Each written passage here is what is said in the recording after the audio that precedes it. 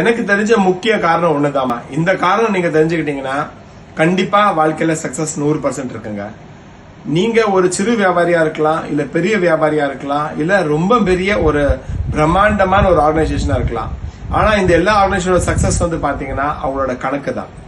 எந்த வியாபாரத்துல அக்கவுண்ட்ஸ் சரியா இல்லையோ, அதாவது என்ன ரேட்ல வாங்கினேன், என்ன ரேட்ல என்னோட செலவு போச்சு, என்ன ரேட்ல நான் வித்தேன், என்ன வருமானது, அவர் வியாபாரத்துக்கு தகுந்த மாதிரி அட்லீஸ்ட் தினத்துக்கு ஒரு நாள், இல்ல வாரத்துக்கு ஒரு நாள், இல்ல அதிகபட்சம் மாசத்துக்கு ஒரு நாள், இந்த 3 நாட்கள்னால அவரால் கணக்கு பார்க்க முடியல. அவர் எப்ப பார்த்தாலும் வியாபாரத்திலே ஓடுறாரு, அவர் கணக்கே பாக்குறது இல்ல.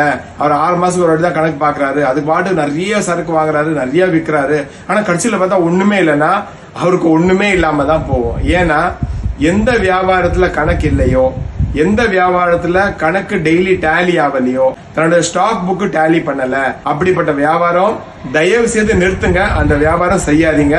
அந்த வியாபாரம் உங்களை எங்கேயுமே விடாது. நான் சொல்றதுல கண்டிப்பா விடும், போய் கடல்ல தான் போய் விடும்.